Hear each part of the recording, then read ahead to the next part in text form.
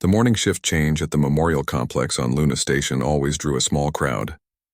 Visitors from across the solar system came to witness the ceremony that had taken place every day for the past 15 years. The complex housed the remains of Earth's greatest military heroes, those who had given their lives defending humanity's expansion into the stars.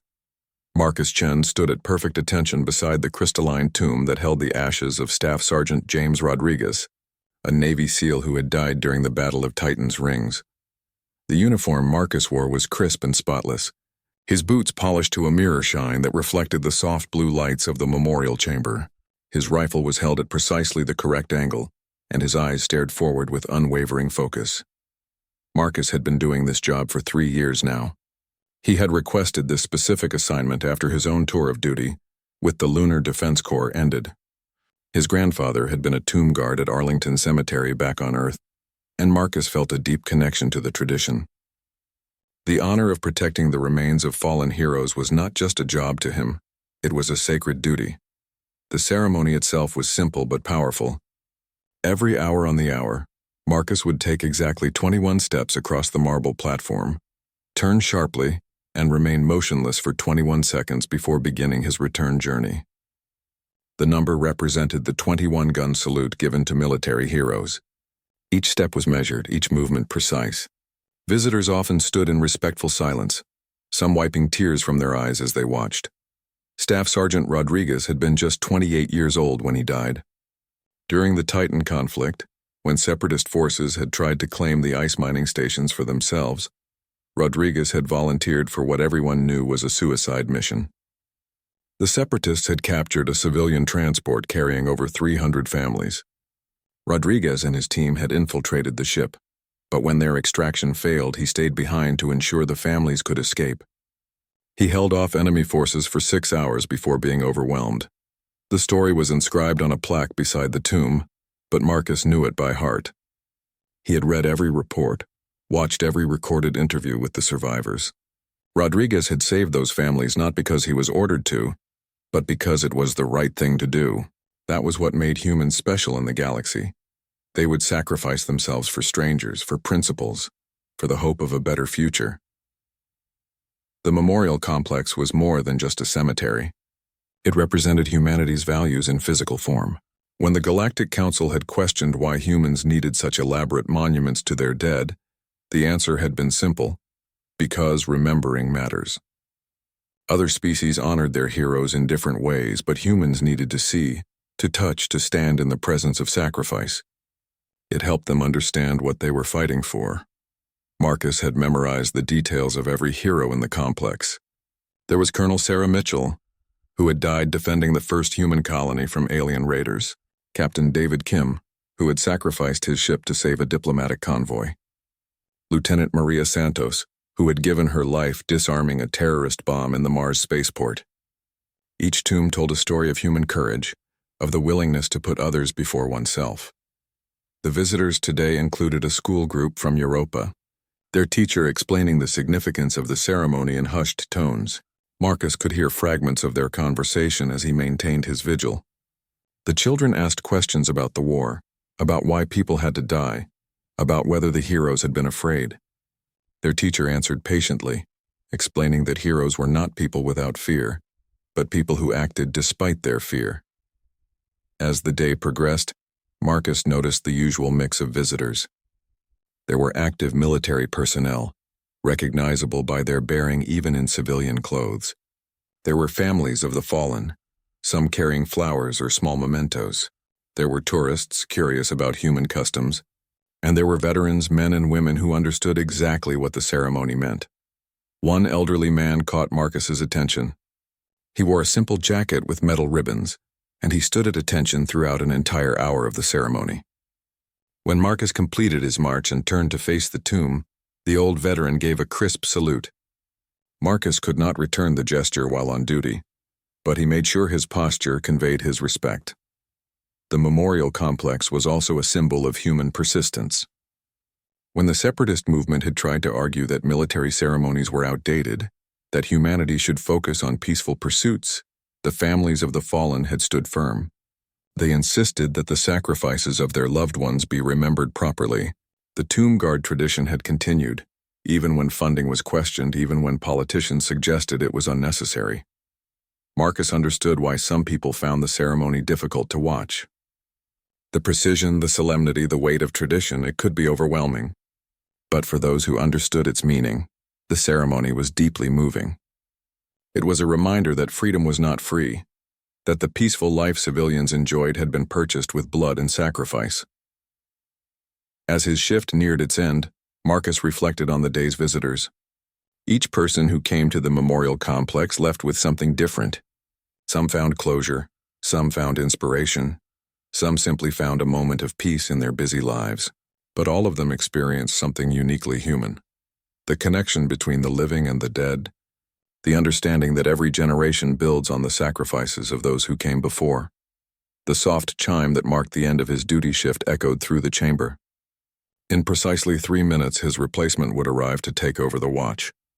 Marcus would complete his final march, present arms to the relief guard, and walk away knowing that the vigil would continue.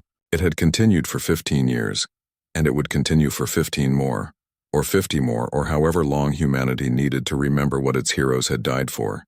The message arrived at 800 hours on a Tuesday, delivered through official channels with all the bureaucratic weight that Luna Station's administration could muster. Marcus read it 3 times before the words fully registered in his mind. The Efficiency Review Committee had determined that the tomb guard ceremonies were an unnecessary allocation of military personnel and would be discontinued effective immediately.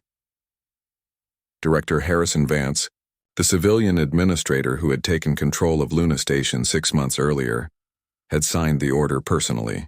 The document cited budget concerns, personnel shortages, and the need to modernize memorial practices in line with current efficiency standards.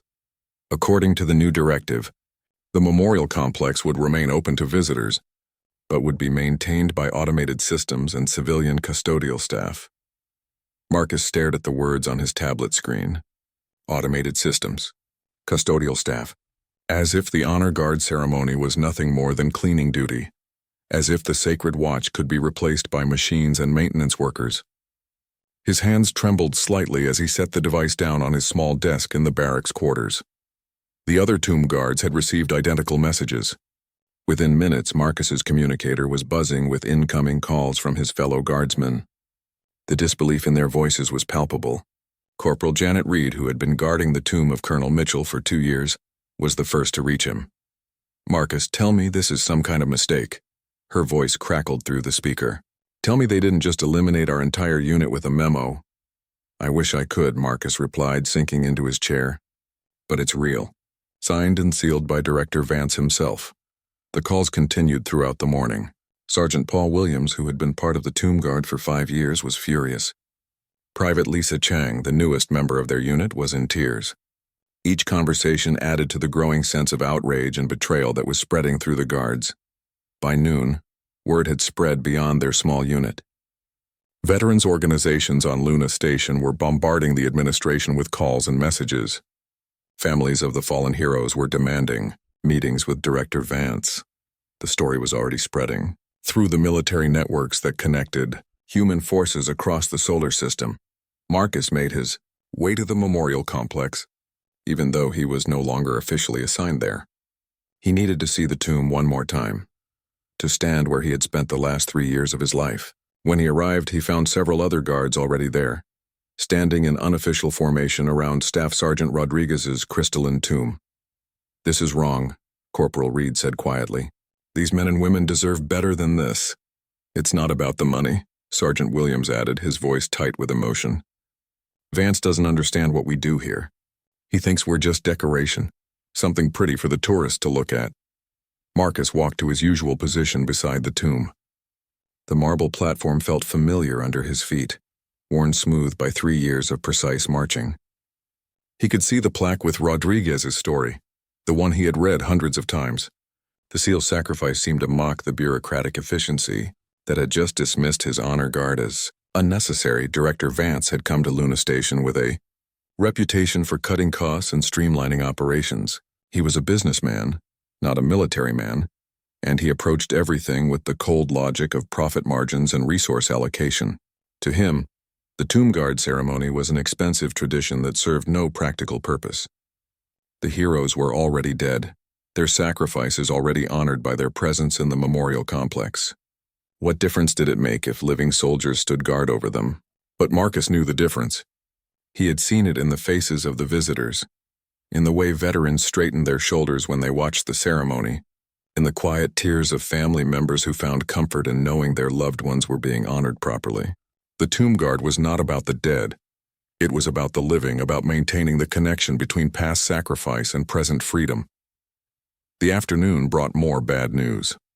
Director Vance had scheduled a press conference to announce the changes to the memorial complex. According to the leaked talking points, he would emphasize the savings in personnel costs and the opportunity to reassign skilled military professionals to more critical duties.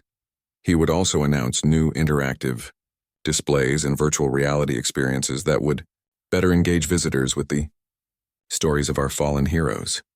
Virtual reality experiences. Marcus felt sick at the thought. As if the profound reality of sacrifice could be improved by turning it into a multimedia presentation. As if the solemnity of the tomb guard ceremony could be replaced by computer simulations and digital displays. Word of the press conference sparked immediate protests. Veterans groups organized a demonstration outside the administration building. Active military personnel, while bound by regulations against public protests, found other ways to express their disapproval. Social media networks buzzed with outrage from across the solar system. The families of the fallen heroes were particularly vocal in their opposition. Maria Rodriguez, the sister of Staff Sergeant James Rodriguez, released a statement calling the decision a betrayal of everything my brother died for.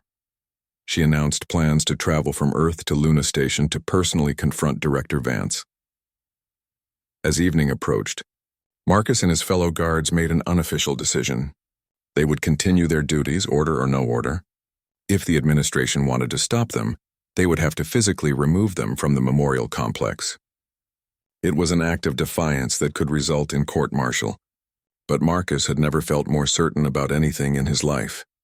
The night shift at the memorial complex had always been quieter, with fewer visitors but no less significance. Marcus took his position beside Rodriguez's tomb and began his march. 21 steps forward, turn, 21 seconds of stillness, 21 steps back. The rhythm was as natural as breathing, as essential as his heartbeat. Other guards joined him throughout the night. They said nothing to each other, simply took their positions and maintained their vigils. Visitors who came to the complex were surprised to see the ceremony continuing, despite the announced cancellation. But they watched with the same respectful silence as always. By dawn, word of their unofficial protest had spread throughout Luna Station. Some called them heroes. Others called them insubordinate soldiers who needed to follow orders. But Marcus knew they were simply men and women who understood the difference between efficiency and honor, between cost-cutting and sacred duty. The morning brought new challenges. Security personnel arrived at the memorial complex with orders to remove the unauthorized guards. But as they approached the marble platform where Marcus stood at attention, something unexpected happened. Several of the security officers stopped, removed their caps, and stood at attention themselves.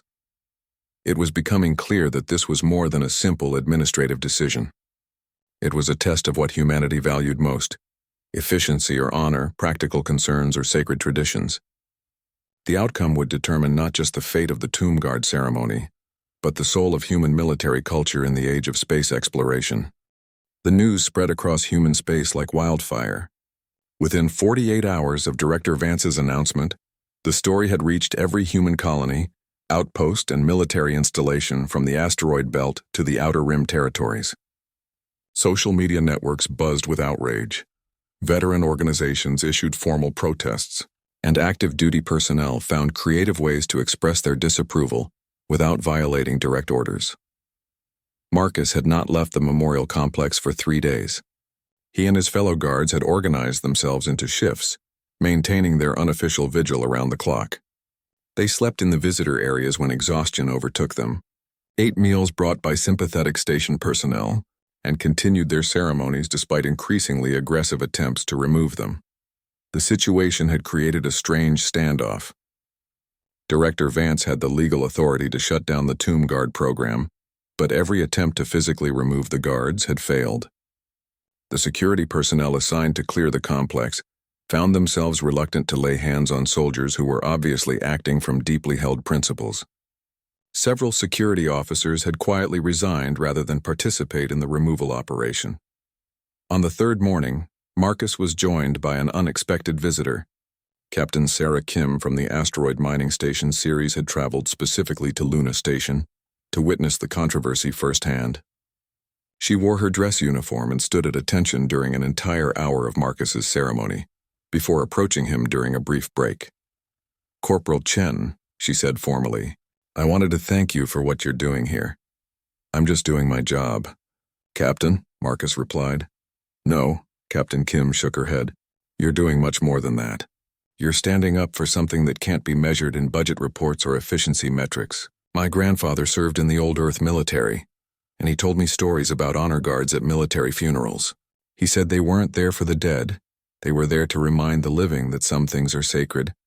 Similar encounters had been happening throughout the 3 days.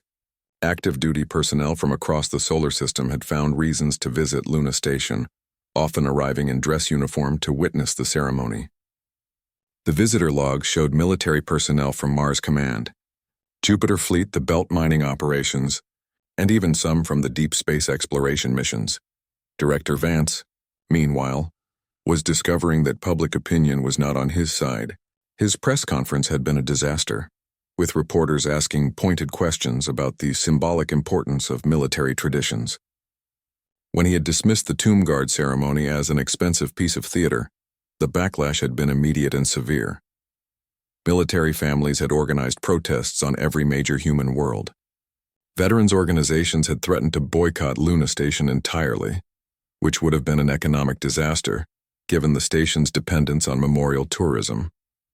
Political leaders who had initially supported Vance's efficiency measures were now backing away from the controversy as quickly as possible.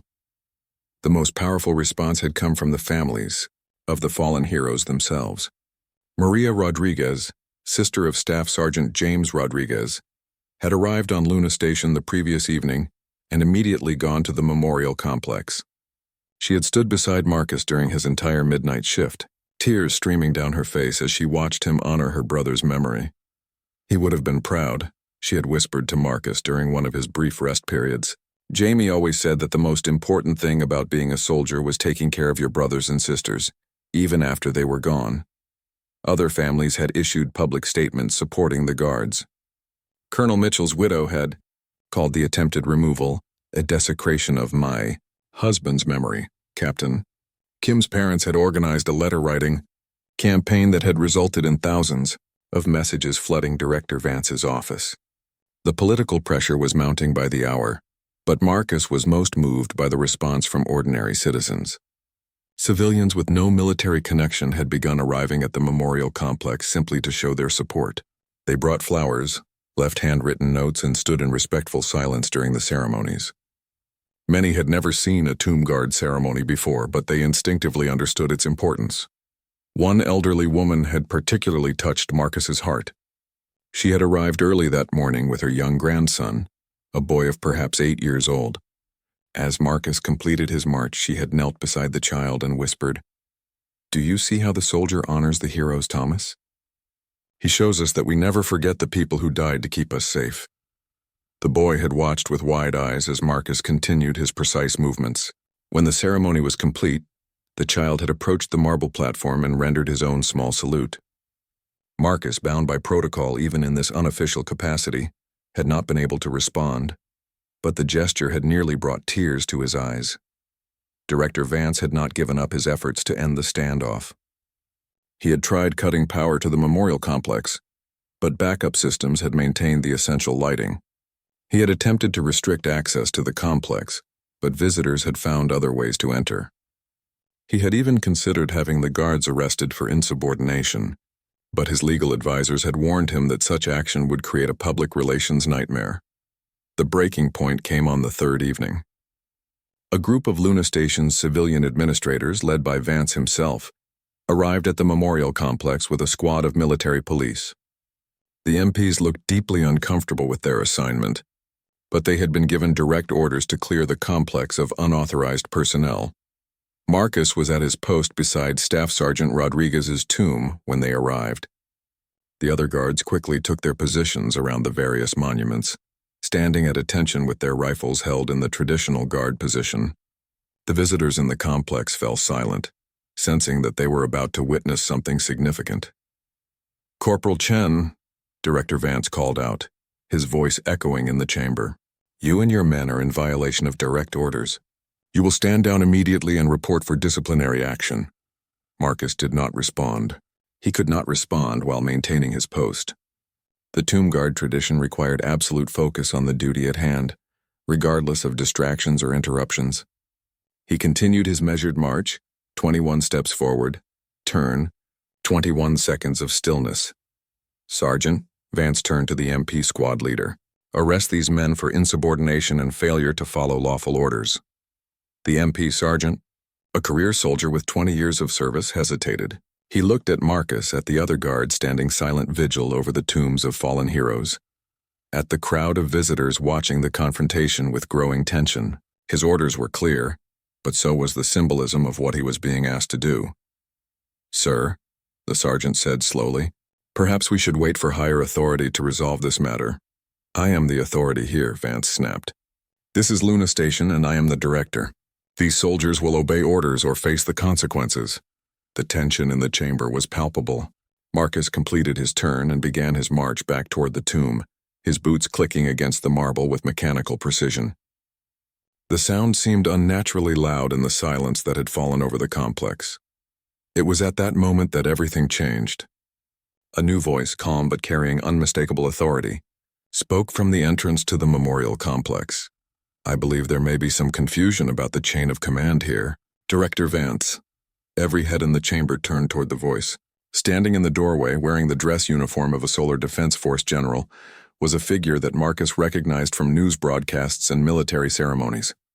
General Patricia Hayes, the highest-ranking military officer in human space, had arrived on Luna Station. General Patricia Hayes was not a woman who made grand entrances by accident. Every step she took into the memorial complex was calculated, every detail of her appearance carefully planned. At 62 years old, she had spent 4 decades in military service, rising through the ranks during humanity's expansion into space. Her dress uniform displayed ribbons from conflicts that most people only read about in history books, and her bearing commanded instant respect from anyone who understood military culture. But there was more to General Hayes than her impressive service record. She had been born on Luna Station, back when it was still a small research outpost rather than the sprawling military and civilian complex it had become. Her father had been one of the original construction workers who had built the station's foundation, and her mother had been a medical officer in the early colonial health service. Patricia Hayes understood Luna Station in ways that Director Vance, for all his administrative credentials, never could. She had also known Staff Sergeant James Rodriguez personally. During the Titan campaign, then Colonel Hayes had been the commanding officer who had approved Rodriguez's volunteer mission. She had been the one to brief him on the impossible odds, the one to look him in the eye and ask if he was certain about his decision. And she had been the one to write the letter to his family when he didn't come home. As General Hayes walked slowly through the memorial complex, her eyes took in every detail. She noted the precise positioning of the guards, the respectful silence of the visitors, and the tension that filled the air like an electric charge. She also noted Director Vance's flushed face and the uncomfortable expressions of the military police, who had been ordered to arrest soldiers for doing their duty. "General Hayes," Director Vance recovered his composure quickly, extending his hand in greeting. "I wasn't expecting you on Luna Station. Is this an official visit?" General Hayes ignored the offered handshake and continued walking toward the central platform where Marcus stood guard over Rodriguez's tomb. She had not spoken since her initial comment about the chain of command, and her silence was more intimidating than any words could have been. "I received some concerning reports about activities here at the memorial complex," the general finally said, her voice carrying clearly through the chamber. "I decided to investigate personally." Director Vance hurried to keep pace with her measured stride. "General, I assure you that everything here is being handled according to proper administrative procedures." I have full authority over the civilian operations of Luna Station, including this memorial facility. Is that so? General Hayes stopped directly in front of Marcus, who continued his ceremonial march without acknowledging her presence. She watched him complete his 21 steps, execute his precise turn, and stand motionless for exactly 21 seconds. And tell me, Director Vance, what is your understanding of the purpose of this ceremony? Vance cleared his throat nervously. It's a traditional honor guard, General. A ceremonial function that requires military personnel to stand watch over the remains of fallen soldiers.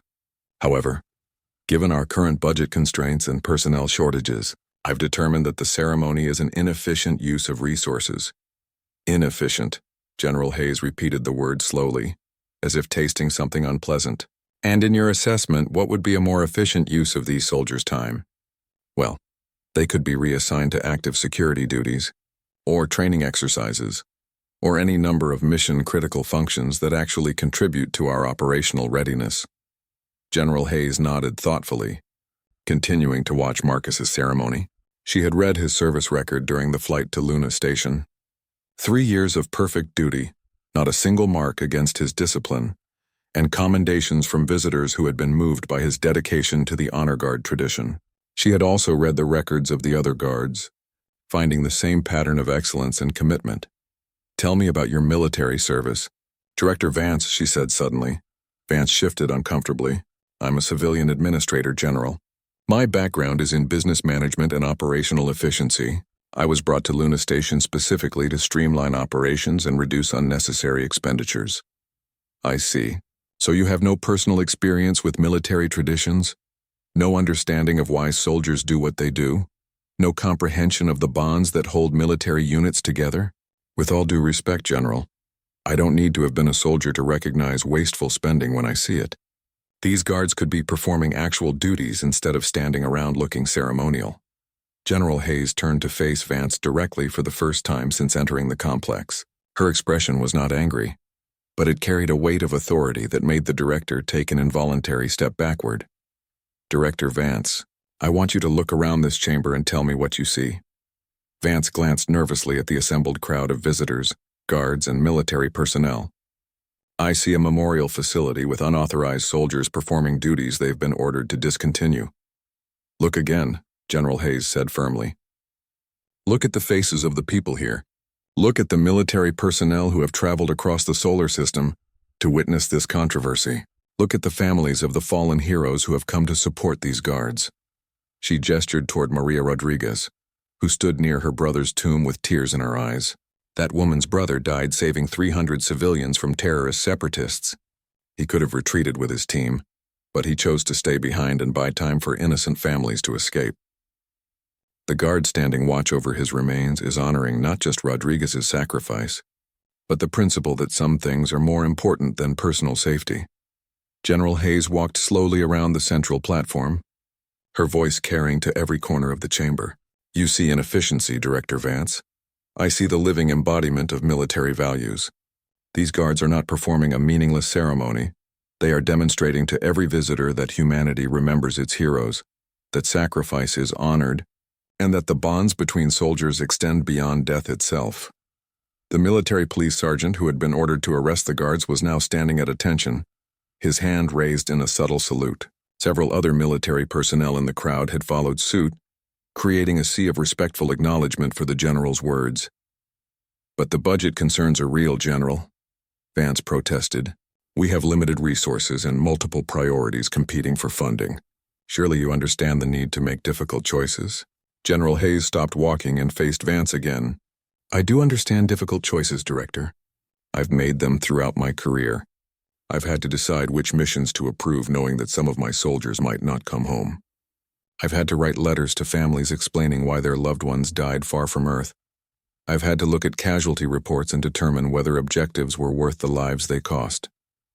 She paused, letting her words sink in before continuing. But I have never had to make a choice between honoring the dead and balancing a budget. That is not a military decision. It's a failure of priorities. The chamber had fallen completely silent except for the soft sound of Marcus's boots on the marble platform. Even Director Vance seemed to realize that he was facing something beyond his understanding or authority.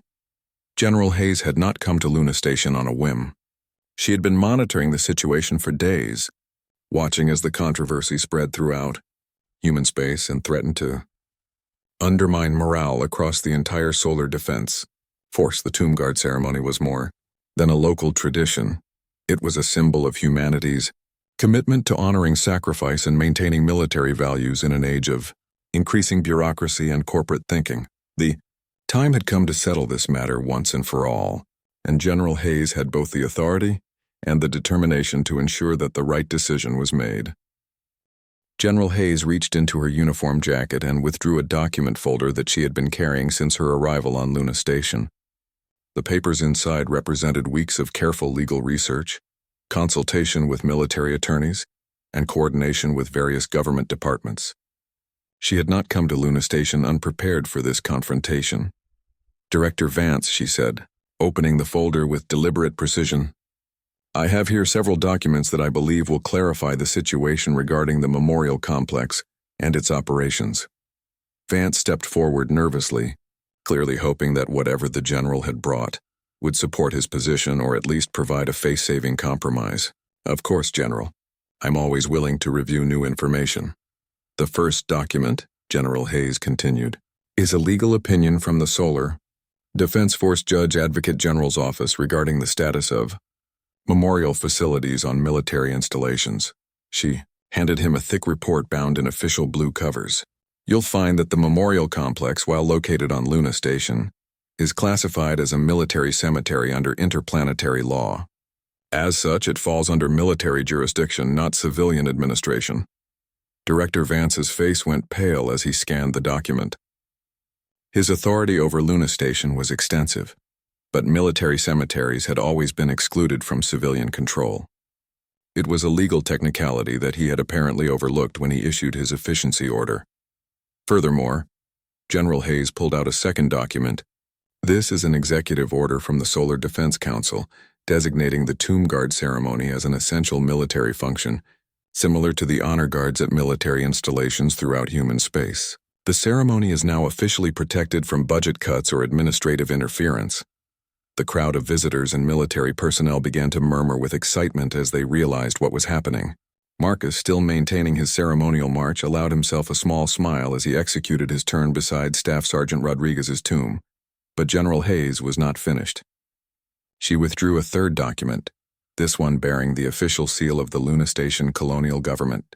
"This is a resolution from the Luna Station Council, passed by unanimous vote this morning, expressing their full support for maintaining the Tomb Guard ceremony and requesting that it be expanded rather than reduced." Director Vance stared at the documents in growing dismay. His carefully constructed argument about efficiency and resource allocation was crumbling before his eyes. "General, I had no idea about these legal classifications. My staff never informed me that the memorial complex had special status. Ignorance of military law is not an excuse for violating it," General Hayes replied firmly. "But I'm more concerned about your fundamental misunderstanding of what we do here and why it matters." She turned to address the crowd that had gathered in the memorial complex, her voice carrying the authority of 4 decades in uniform. "Ladies and gentlemen, I want to explain why the Tomb Guard ceremony is not just important, but essential to who we are as human beings. When Staff Sergeant Rodriguez volunteered for his final mission, he knew he was probably going to die. He made that choice anyway because he understood that some things are worth dying for. The families on that transport ship, the principle that civilians should be protected, the idea that soldiers have a duty that goes beyond their own survival. These were the values he died defending."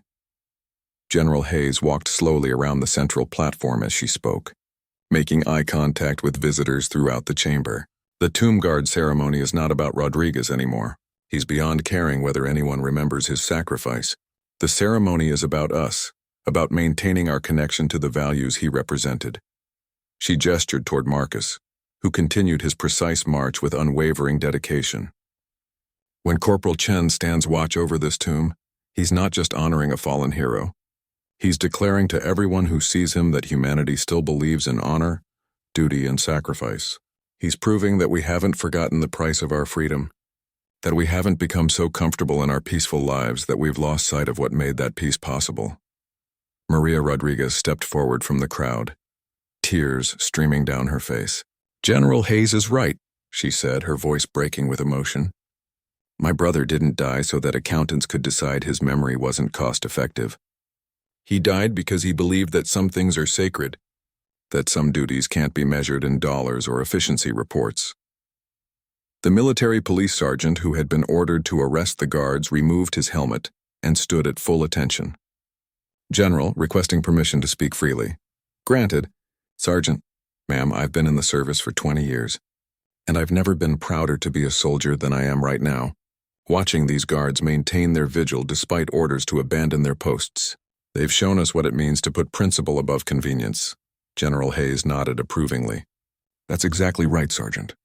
And that's why I'm issuing new orders regarding the memorial complex. Effective immediately." She pulled out one final document, this one bearing her personal seal as Commanding General of the Solar Defense Force. "First, the Tomb Guard ceremony is hereby designated as a permanent installation at the memorial complex, with full military funding and support. Second, the Guard unit is expanded from its current size to a full company, allowing for proper rotation and training of guards. Third, the memorial complex is designated as a training site for military honor guards throughout human space." The crowd erupted in cheers and applause. Marcus, finally released from the constraints of his ceremonial duties, turned and rendered a crisp salute to General Hayes. The other guards followed suit, their relief and gratitude evident in their faces, but General Hayes held up her hand for silence. She was not finished with Director Vance. "Director, you have a choice to make," she said, turning back to the civilian administrator. "You can accept these new arrangements and work cooperatively with the military personnel responsible for the memorial complex, or you can continue to pursue your efficiency measures and face the consequences." "What consequences?" Vance asked nervously. "Well, for starters, the families of every hero buried here have indicated their willingness to file formal complaints about the treatment of their loved ones' memorials. The veterans' organizations are prepared to boycott Luna Station entirely, which would cost you millions in tourism revenue. And the Solar Defense Force is prepared to review all of its contracts and agreements with Luna Station to ensure that they align with our institutional values." Director Vance looked around the chamber, taking in the faces of the military personnel, the families of the fallen heroes, and the ordinary citizens who had come to support the Tomb Guard ceremony. He was a businessman, and he could recognize when he was facing a losing proposition. "General Hayes," he said finally, "I apologize for the misunderstanding. I was clearly operating with incomplete information about the legal status and cultural significance of the Tomb Guard ceremony. I'm prepared to work with military authorities to ensure that the memorial complex receives the support and respect it deserves." General Hayes studied his face for a moment, looking for signs of sincerity. "Very well, Director. I'll be assigning a military liaison to work with your staff on all matters related to the memorial complex. I trust there will be no further interference with the Guard's duties." "None whatsoever, General. You have my word." As the crowd began to disperse, General Hayes walked over to Marcus, who was still standing at attention beside Staff Sergeant Rodriguez's tomb. "Corporal Chen, you and your men have conducted yourselves with exceptional honor during this difficult situation. I'm recommending commendations for all of you." "Thank you, General, but we were just doing our duty." General Hayes smiled. "Yes, Corporal. That's exactly what makes you heroes." 3 weeks after General Hayes's intervention, the memorial complex had been transformed. The expanded Honor Guard unit was now fully operational, with 30 soldiers rotating through the various ceremonies that took place throughout each day. The Tomb Guard traditions had been enhanced and formalized, creating a training program that drew military personnel from across human space. Marcus had been promoted to sergeant and appointed as the senior instructor for the new Honor Guard Training Academy. His office overlooked the memorial complex, giving him a constant view of the ceremonies he had fought to preserve. Each morning, he watched new recruits learn the precise movements and solemn dignity required of a tomb guard, knowing that they would carry these traditions to other military installations throughout the galaxy. The legal ramifications of Director Vance's attempt to eliminate the tomb guard had been swift and thorough. A full investigation by the Solar Defense Force Inspector General had revealed that Vance had exceeded his authority in multiple areas, not just in his treatment of the memorial complex. His contracts with civilian contractors had been reviewed, and several questionable deals had been uncovered. Within 2 weeks of General Hayes's visit, Vance had been removed from his position and replaced by a new administrator with extensive military experience. The new director, Colonel Rebecca Martinez, had been personally selected by General Hayes. Martinez was a decorated veteran who understood both military culture and administrative efficiency. Her first official act had been to issue a formal apology to the families of the fallen heroes, acknowledging that their loved ones' memories had been dishonored by the previous administration's actions. The response from the military community had been overwhelmingly positive. Recruitment numbers had spiked across all branches of service as young people were inspired by the story of soldiers who had risked their careers to maintain their sacred duty. The Tomb Guard ceremony had become a symbol of military integrity, proof that the values that had driven human expansion into space were still alive and strong. Maria Rodriguez had remained on Luna Station for 2 weeks after the crisis was resolved. Spending time with Marcus and the other guards who had protected her brother's memory, she had been deeply moved by their dedication and had established a foundation to support the families of fallen soldiers. The Maria Rodriguez Foundation would provide scholarships for the children of military heroes and funding for memorial programs throughout human space. The media coverage of the controversy had spread far beyond military circles. Civilian news networks had picked up the story, and it had resonated with people who had never served in the military, but who understood the importance of honoring sacrifice. Editorial writers had praised the guards for their principled stand, and public opinion polls showed overwhelming support for maintaining military traditions. But perhaps the most significant change was in the nature of the visitors to the memorial complex. The number of people coming to witness the Tomb Guard ceremonies had tripled, and they came with a new understanding of what they were seeing. The controversy had educated the public about the meaning and importance of military traditions, creating a deeper appreciation for the sacrifices being honored. Marcus had received thousands of messages from people across human space, thanking him for his stand and expressing their support for the Tomb Guard program. Military families had shared their own stories of loss and sacrifice, explaining how the ceremony helped them process their grief and find meaning in their loved ones' deaths. Veterans had written about how the tradition connected them to their fallen comrades and reminded them that their own service had value. The academic community had also taken notice. Military historians were studying the controversy as an example of how modern military culture balanced tradition with efficiency, and several universities had requested permission to include the Tomb Guard ceremony in their curricula on military ethics and leadership. General Hayes had visited the memorial complex twice since her initial intervention, and each time she had been struck by the transformation. The guards were sharper, more confident, and more dedicated than ever. The ceremonies had been refined and expanded, with new elements added to honor different types of military sacrifice. The entire complex radiated a sense of purpose and dignity that had been enhanced rather than diminished by the controversy. During her most recent visit, General Hayes had stood beside Marcus as he conducted a ceremony for a group of newly arrived military families. She watched as children asked their parents questions about the guards, as veterans stood at attention throughout the ceremony, and as civilians who had never worn a uniform found themselves moved to tears by the solemnity of the moment. "You know," she had said to Marcus during a brief break in the ceremony, "Director Vance may have done us a favor by trying to eliminate the Tomb Guard program." Marcus looked puzzled. "How so, General?" "Because his attempt to destroy it forced us to articulate why it matters, to defend our values publicly, and to demonstrate that some things are worth fighting for regardless of the cost. The controversy made people pay attention to what we do here in a way they never had before." She was right. The Tomb Guard ceremony had always been meaningful to those who participated in it or witnessed it, but now it had become a symbol for the entire human military community.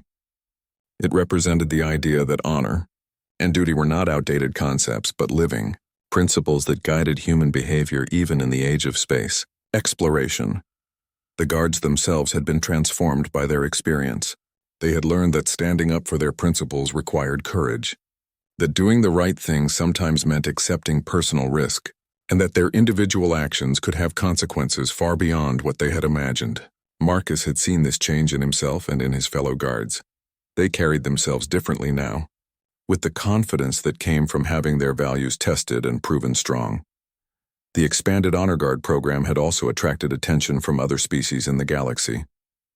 Several alien civilizations had sent observers to study human military traditions, curious about the emphasis placed on honoring the dead and maintaining ceremonial duties. Some had expressed puzzlement at the amount of resources devoted to what they saw as purely symbolic activities, but others had been impressed by the human commitment to preserving connections between past and present. As Marcus prepared for his evening shift at the memorial complex, he reflected on how much had changed in just 3 weeks.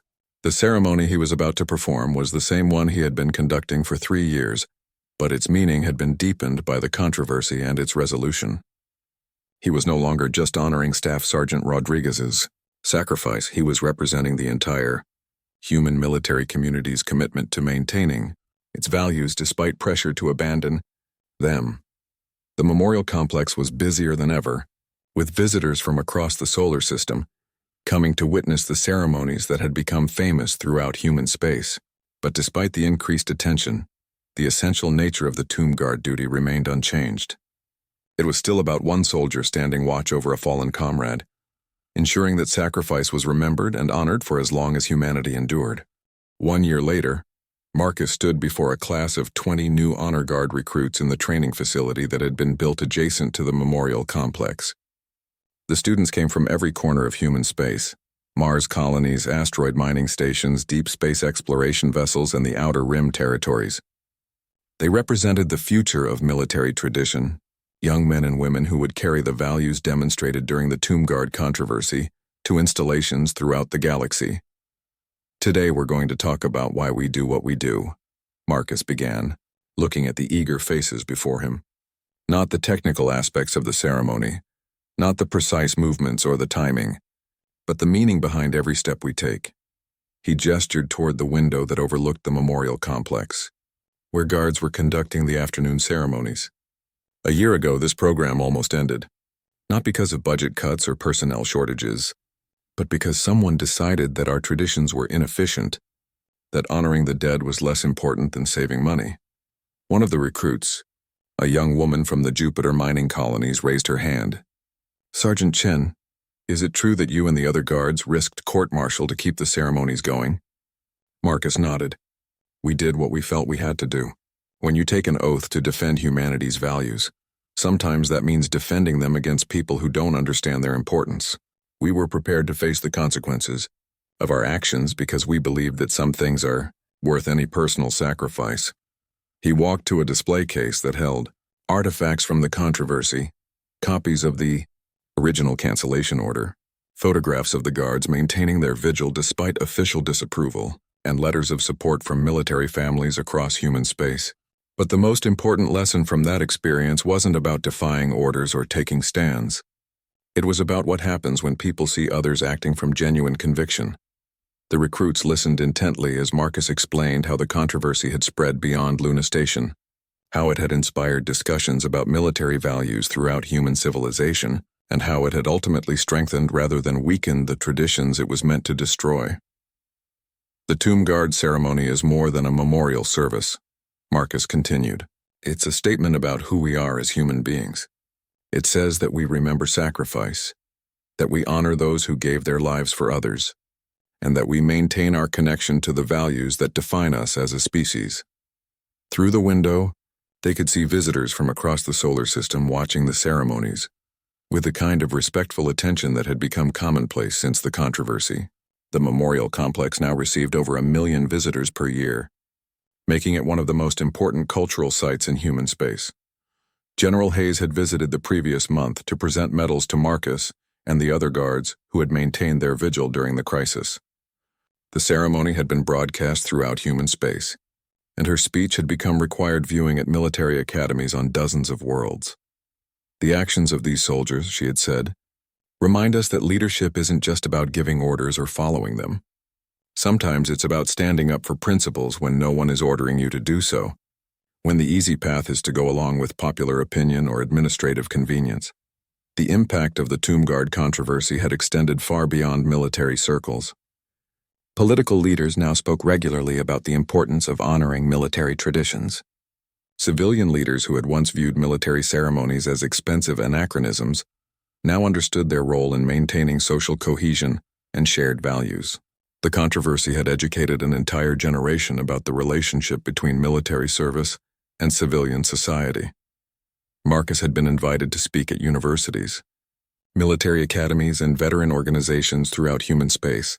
His message was always the same: that individual actions matter, that standing up for principles requires courage, and that the values worth fighting for are also worth preserving in times of peace. The expanded Honor Guard program had become a model for other military traditions throughout human space. The training academy at Luna Station now provided instruction for ceremonial units, military historians, and even civilian officials who worked with military organizations. The curriculum covered not just the technical aspects of various ceremonies, but their historical significance and cultural importance. One of the most surprising developments had been the interest shown by other species in the galaxy. Several alien civilizations had established their own versions of Honor Guard ceremonies, adapted to their own cultural traditions, but inspired by the human example. The Centauri Republic had created memorial gardens with rotating honor watches, while the Vegan Alliance had developed elaborate musical tributes to their fallen warriors. As Marcus concluded his lecture to the new recruits, he reflected on how much his own life had changed. He had gone from being an unknown corporal performing a quiet duty to being a symbol of military integrity recognized throughout human space. But the most meaningful change was internal. He had learned that ordinary people could have extraordinary impact when they acted from genuine conviction. "Your first assignment," he told the recruits, "is to spend a full day at the memorial complex, not as guards but as observers. Watch the ceremonies, talk to the visitors, read the stories of the heroes we honor. I want you to understand what you're becoming part of before you take your first official shift." That evening, Marcus took his own turn at the memorial complex, standing watch over Staff Sergeant Rodriguez's tomb, just as he had a year earlier when the controversy began. The ceremony was exactly the same: 21 steps forward, turn, 21 seconds of silence, 21 steps back. The precision, the solemnity, and the dedication were unchanged, but everything else was different. The complex was fuller, the visitors more engaged, and the ceremony itself had taken on a significance that extended far beyond Luna Station. What had started as a local tradition had become a galactic symbol of human values. As Marcus completed his march and turned to face the tomb, he thought about Staff Sergeant Rodriguez and the sacrifice that had started it all. The SEAL had died believing that some things were worth any price, that protecting innocent people was more important than personal survival. The Tomb Guard controversy had proven that those same values were still alive in the next generation of soldiers. The ceremony would continue long after Marcus was gone, long after everyone who had witnessed the controversy was just another name on a memorial plaque. Future guards would stand watch over future heroes, maintaining the endless vigil that connected past sacrifice to present freedom. And somewhere among those future guards would be soldiers who had learned that standing up for principles was not just an abstract concept but a living responsibility that defined what it meant to be human. The soft chime that marked the end of his shift echoed through the chamber, but Marcus remained at his post for an extra moment, looking at the inscription on Rodriguez's tomb. The words were simple but powerful. He gave his life so others could live free. It was a promise that extended beyond any individual sacrifice to encompass the entire human commitment to protecting what mattered most. As his relief arrived to take over the watch, Marcus saluted the tomb one final time and walked away, knowing that the vigil would continue. It would continue because some duties transcend orders, some values transcend convenience, and some traditions transcend time itself. The Tomb Guard ceremony had survived its greatest challenge and emerged stronger, proving that humanity's best qualities could not be eliminated by administrative efficiency or bureaucratic indifference. The watch would go on, as it always had, as it always would, for as long as there were humans who understood that honor, duty, and sacrifice were not outdated concepts but the foundation of everything worth preserving in an uncertain universe.